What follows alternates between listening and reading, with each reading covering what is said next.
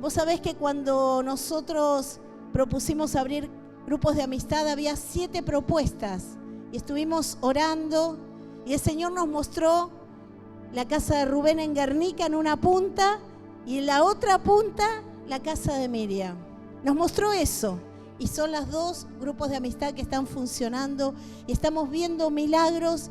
Y yo me maravillaba, cada vez que voy me maravillo cómo hace el Señor, de qué manera hace, cómo restaura, cómo ministra, cómo sana, cómo libera. Todo lo que pasa ahí en esos grupos de amistad es maravilloso. Y yo le decía a Edu, qué maravilloso y qué perfecto es el Señor, porque a esos lugares llega gente que nunca llegaría a la iglesia, que de otra manera nunca conocerían al Señor, que necesitan algo íntimo, necesitan que lo escuches, necesitan abrir su corazón en intimidad. Y es maravilloso lo que el Señor está haciendo. En nuestro anhelo está el poder cuidarlos a cada uno y de que podamos cuidar a otros. Y en eso estamos, ¿sí? Caminando despacito pero con pasos firmes. Ahora se viene el encuentro, después para que puedas estar libre, para poder aprender, para poder capacitarte y para poder abrir muchos grupos de amistad. Y que lo que está pasando hoy en Guernica y lo que está pasando en Lavallol sea replicado a donde el Señor te lleve. Y su presencia va a ir con vos y realmente se están abriendo los cielos y que esté en tu corazón esto del poder cuidar al otro, de poder acercarlo a los pies de Cristo, ¿no?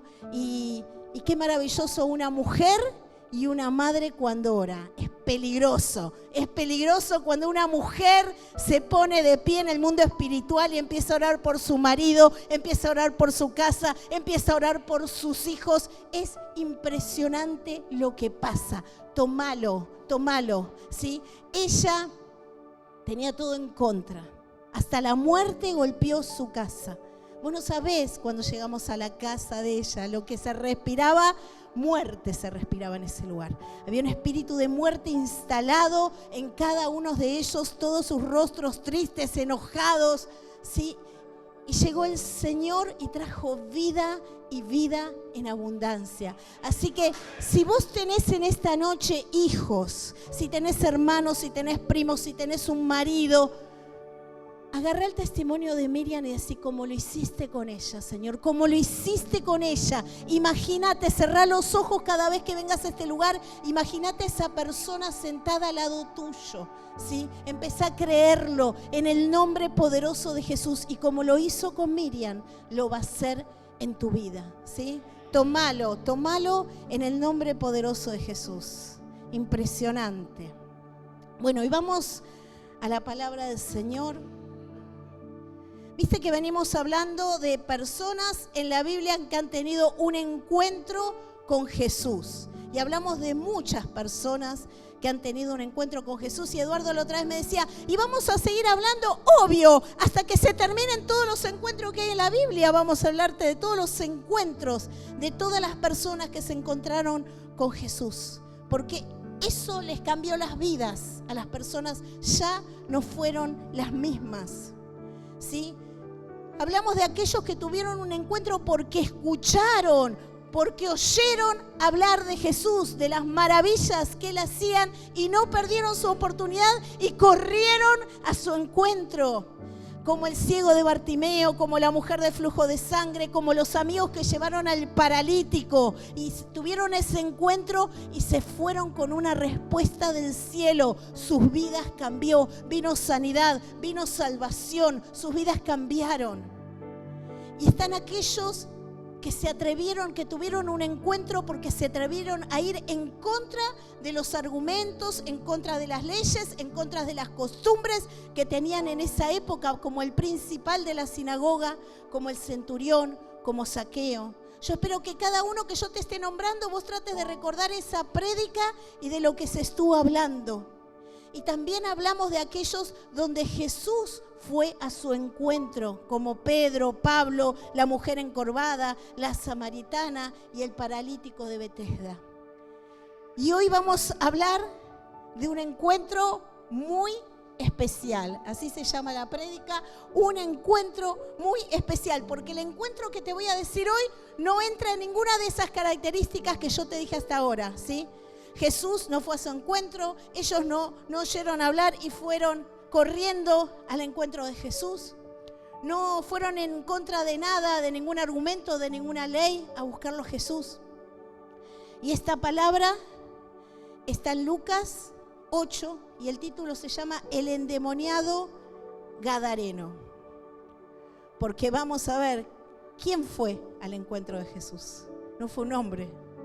Y ya ¿cómo se dice cuando uno te lo espolear, ¿no? Lo que leen, lo que te dicen las películas, cómo van a ser. El que fue al encuentro de Jesús, en este caso no fue un hombre. ¿Sabés quiénes fueron? Demonios. Impresionante, impresionante. Vamos a ver lo que dice la palabra. La vamos a leer en el nombre del Padre, del Hijo y del Espíritu Santo. Del versículo 26 al 39. Dice, y arribaron a la tierra de los Gadarenos, que está en la ribera opuesta a Galilea. Al llegar él a tierra, vino a su encuentro un hombre de la ciudad endemoniado desde hacía mucho tiempo. No vestía ropa ni moraba en casa, sino en los sepulcros. Este, al ver a Jesús, lanzó un grito y postrándose a sus pies, exclamó a gran voz: ¿qué tienes conmigo, Hijo del Dios Altísimo? Te ruego que no me atormentes. Porque mandaba al espíritu inmundo que saliese del hombre, pues hacía mucho tiempo que se había apoderado de él y le ataban con cadenas y grillos, pero rompiendo las cadenas era impelido por el demonio a los desiertos. Y le preguntó Jesús diciendo: ¿cómo te llamas? Y él le dijo: Legión, porque muchos demonios habían entrado en él. Y le rogaban que no mandase ir al abismo. Había allí un hato de muchos cerdos que paseaban en el monte, y les rogaron que los dejasen entrar en ellos, y les dio permiso. Y los demonios salidos del hombre entraron en los cerdos, y el hato se precipitó por un despeñadero al lago y se ahogó. Y los que apacentaban los cerdos, cuando vieron lo que había acontecido, huyeron, y yendo dieron aviso en la ciudad y por los campos. Y salieron a ver lo que había sucedido, y vinieron a Jesús y hallaron al hombre de quien habían salido los demonios sentados a los pies de Jesús, vestido y en su cabal juicio, y tuvieron miedo. Y los que lo habían visto les contaron cómo había sido salvado el endemoniado. Entonces toda la multitud de la región alrededor de los Gadarenos le rogó que se marchase de ellos, pues tenían gran temor.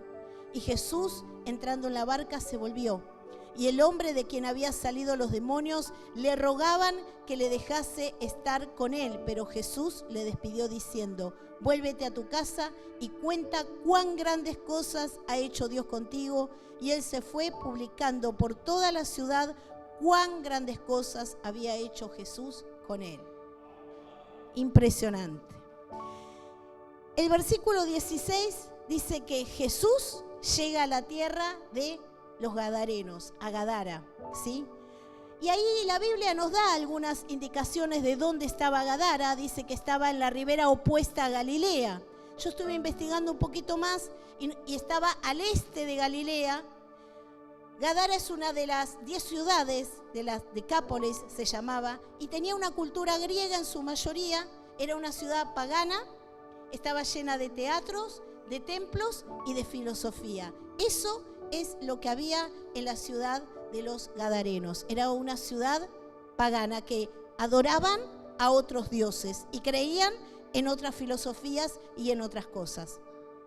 El versículo 27 dice que al llegar a la tierra vino a su encuentro. ¡Wow! Esto me volaba la cabeza. Vino a su encuentro un hombre endemoniado desde hacía mucho tiempo. Y yo buscaba o recordaba, porque esta palabra es una de las palabras, si vos querés estudiar guerra espiritual, acá hay un montón de respuestas de la guerra espiritual. Es impresionante, porque nos habla de muchos conceptos que se manejan en guerra espiritual. Dice que vino un endemoniado. ¿Y qué es un endemoniado? Un endemoniado es una persona poseída por un demonio. Eso se llama endemoniado. ¿Y qué es ser poseído? Significa que el demonio ejerce dominio sobre el cuerpo y sobre sus acciones. O sea que el hombre no tiene dominio de él, sino que el demonio es el que ejerce el dominio sobre su cuerpo y sobre sus acciones. ¿Cuál es el comportamiento de una persona endemoniada? Pierden el control, son violentos, pueden ser violentos, pueden tener una fuerza sobrenatural. Yo una vez en la otra iglesia donde iba, una persona se manifestó de tal manera que había unos bancos de madera muy pesados y esta persona sola primero se puso de una postura que parecía un animal, literalmente. Parecía como que no caminaba como hombre, sino que se puso todo como un animal y empezó a levantar los bancos que parecía que se estuviese levantando una hoja. Impresionante la fuerza sobrenatural y ver a una persona manifestada, donde se está manifestando el demonio que tiene, sino ya no es la persona, sino que son manifestaciones demoníacas. Yo lo he podido ver con mis propios ojos a eso. Y es impresionante la fuerza sobrenatural que tienen. Tienen un lenguaje ofensivo, burlón muchas veces. Y también en el versículo 27 nos da características también de esta persona endemoniada, que dice que no vestía ropa, que no podía estar en su casa, no podía morar en la casa y que su lugar eran los sepulcros, era el cementerio, ¿sí? Impresionante. También después dice que lo tenían atados con cadenas, porque tenía una fuerza tan grande que él las cadenas las rompía y se iba al desierto. De esa manera se manifiesta un endemoniado. Impresionante. El versículo 28 nos dice, al ver a Jesús, lanzó un gran grito. Se manifestó, ¿sí? Gritó, se manifestó, ¿sí? Se postró a sus pies y le dijo, ¿quién? Exclamó a gran voz, ¿qué tienes conmigo, Jesús, Hijo del Dios Altísimo? ¿Por qué? Porque los espíritus que habían adentro de esta persona reconocían a quién tenían adelante. Por eso van a su encuentro, por eso se postran a sus pies, por eso se manifiesta, porque solo la presencia de Jesús provoca esto. Vamos a Marcos 1:27.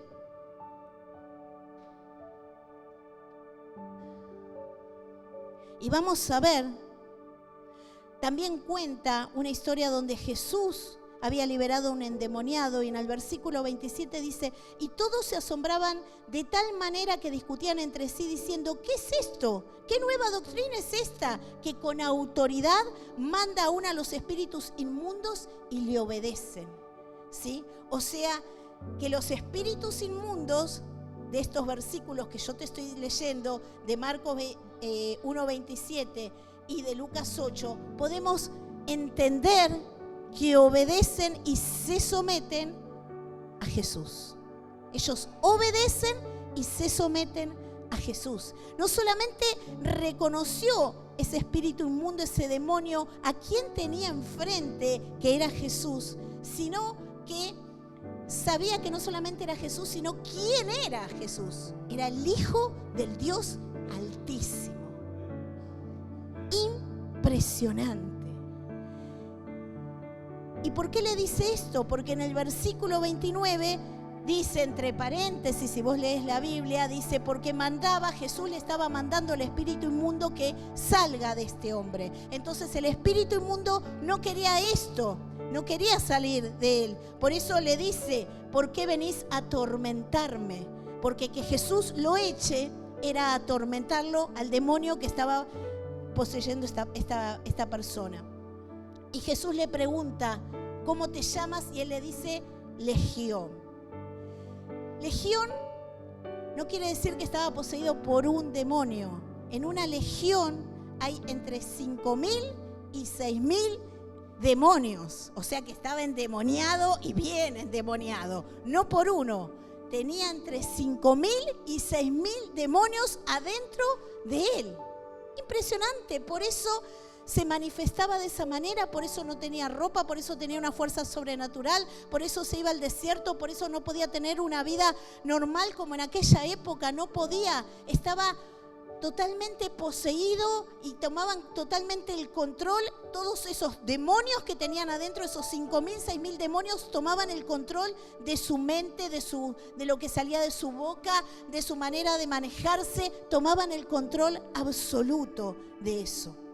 Y en el versículo 31 dice, y les rogaban que los mandase ir al abismo. Les rogaban que no lo mande Jesús a que vaya al abismo. ¿Por qué? Porque los demonios saben que el abismo es la prisión de los demonios. Está en la Biblia, está en otra parte de la Biblia que dice que el abismo es la prisión de los demonios. Es un lugar de castigo eterno y de inactividad donde ellos no se pueden manifestar, donde ellos no se pueden escapar. Ellos saben que cuando se los echa al abismo, es el lugar que les corresponde ir. Por eso cuando en guerra espiritual uno con la autoridad de Cristo les pide a los ángeles que echen a esos espíritus inmundos al abismo y sin retorno, los espíritus obedecen porque no están obedeciendo a la persona que está manejando en ese momento o que está llevando a cabo la guerra espiritual, sino que obedecen porque vos lo estás haciendo en el nombre de Jesús. Y ellos cuando veían a Jesús se postraron a sus pies y les rogaban, por favor, no nos hagas ir al abismo, porque sabían que ahí no tenían actividad, ¿sí?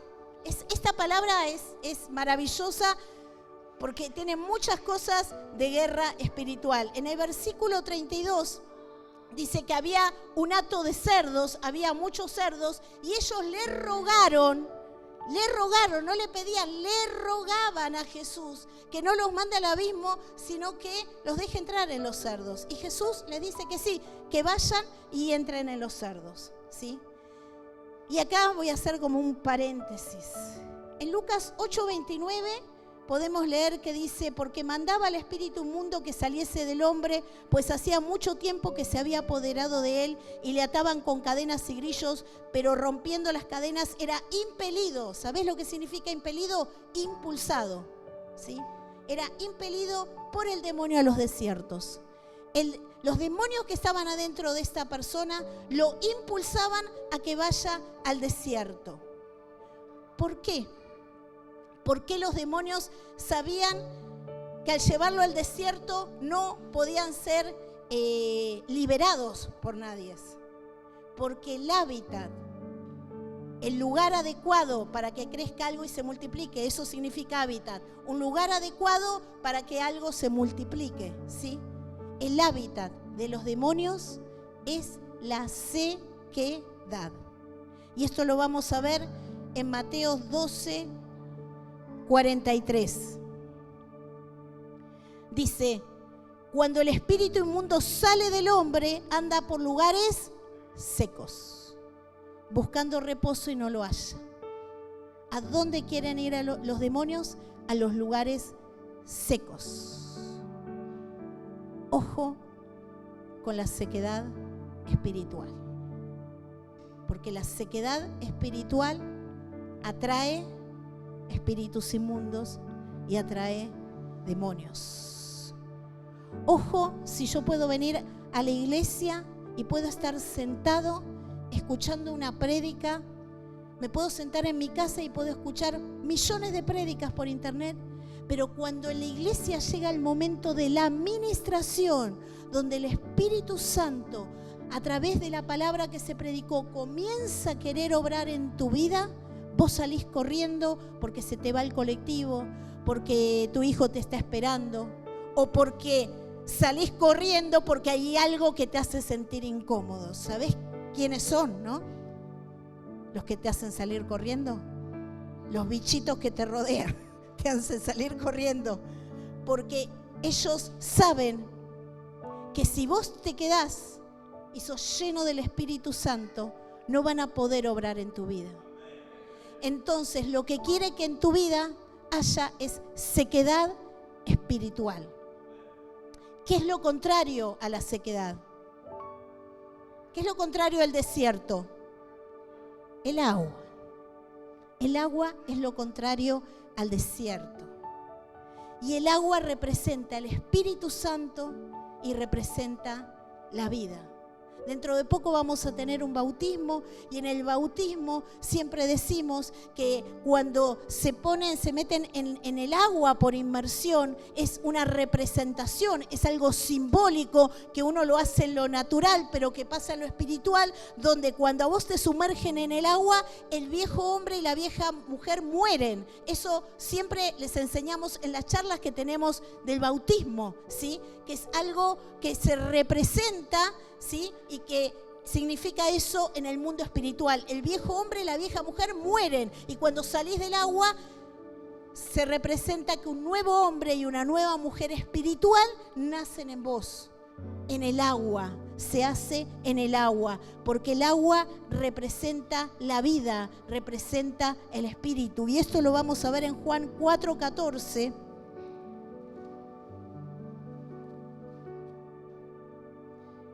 Que dice, mas el que bebiera del agua que yo le daré no tendrá sed jamás, sino que el agua que yo le daré será en él una fuente de agua que salte para vida eterna. El agua es vida y vida eterna. ¿Sí? Hablaba Candela la otra vez de este versículo. Y ahí nomás en Juan 7:38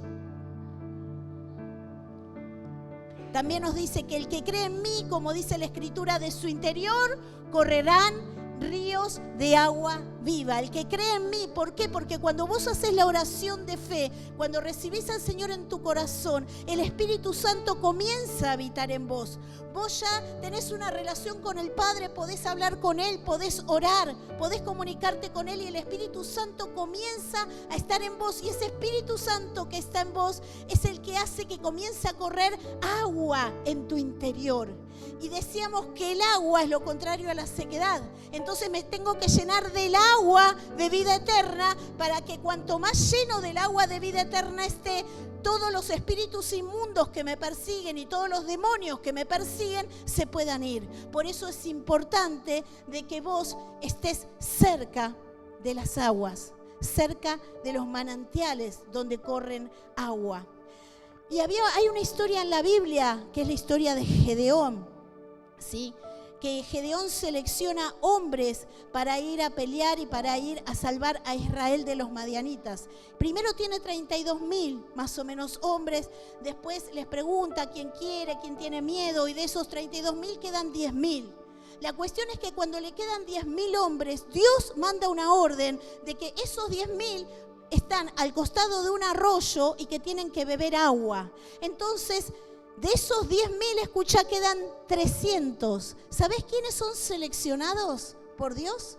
Los que beben agua como un perro, lamiendo con la boca. Los que se arrodillan y beben agua como un perro, lamiendo con la boca, son los 300 hombres que Dios considera que están capacitados y que después terminan liberando a Israel. Impresionante. Yo leía esto y decía, wow. Porque el estar junto a las aguas no significa que sepas beber.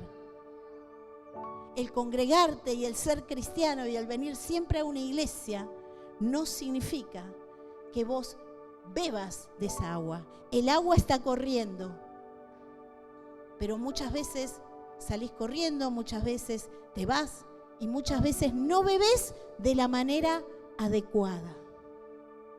Impresionante. Cuando la sequía entra en tu vida y en tu corazón, lo primero que trae a tu vida es duda. ¿Será de Dios? A mí no me parece que esto sea. A mí me parece que esto es de otra manera. Empiezan las dudas, empiezan los argumentos. Señal para que se te prenda el semáforo amarillo y digas, ¿qué me está pasando en mi vida espiritual? Hay sequedad espiritual. Venís, estás junto al río, pero no bebés del agua. Y si la bebés, no la bebés como la tenés que beber. ¿Sí? Entonces comienza la duda. ¿Sabés lo que trae la sequía espiritual en mi vida y en tu vida? No solamente duda, trae pleito, trae mentira, trae envidia, y trae división.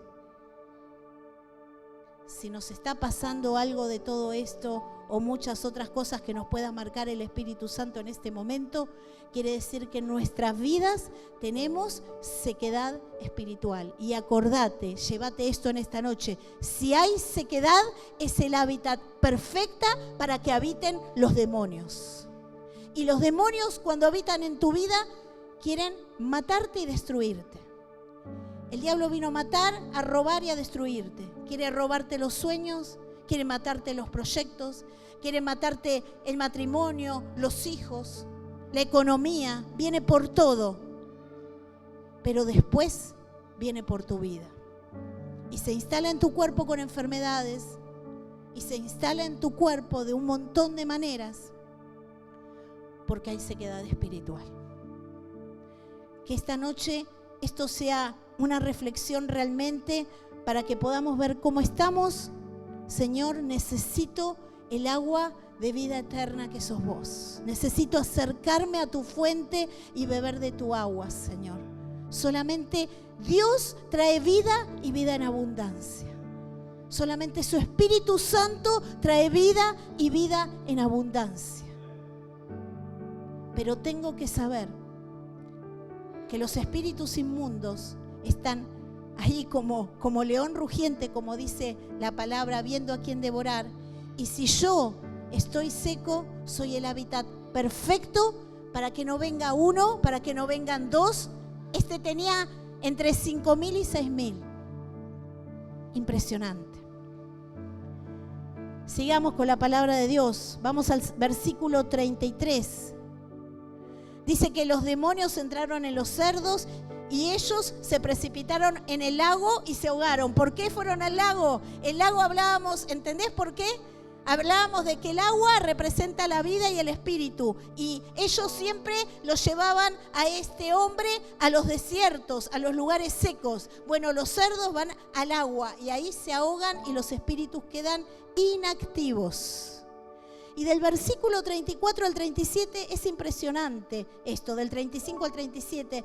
Dice que la gente que estaba alrededor, ¿sí?, estaba viendo qué era lo que pasaba con este hombre.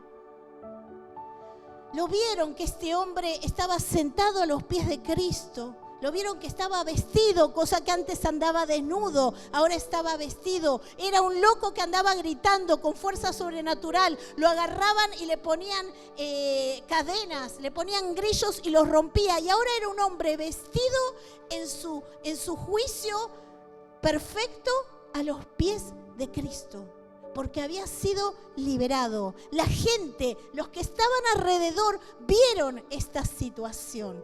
Y a mí, yo no lo podía creer cuando lo leía.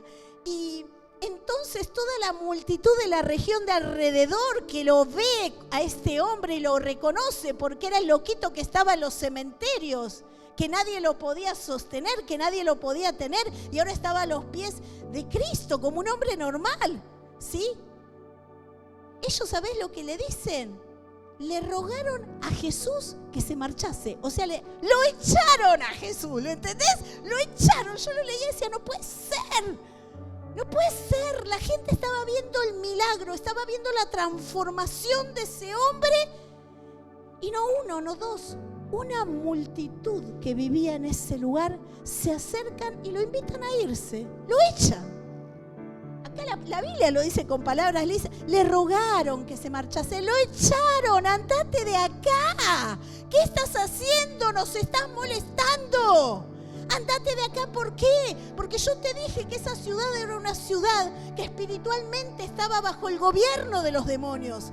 Era una ciudad pagana, que creían en otros dioses, que tenían otras creencias. Y viene Jesús y transforma a uno y ellos no querían ser transformados. Sus corazones estaban duros. No querían que Jesús llegue a ellos. A ver si este Jesús todavía me hace libre a mí o cambia esta ciudad. Andate, le dijeron. Lo echaron a Jesús. Lo echaron a Jesús. Impresionante. Yo lo había leído un montón de veces, pero nunca me había... Sí, lo echaron. Lo echaron. Andate. Acá dice de manera romántica. Yo creo que hasta le habrán dicho algunas palabras subidas de tono, ¿no?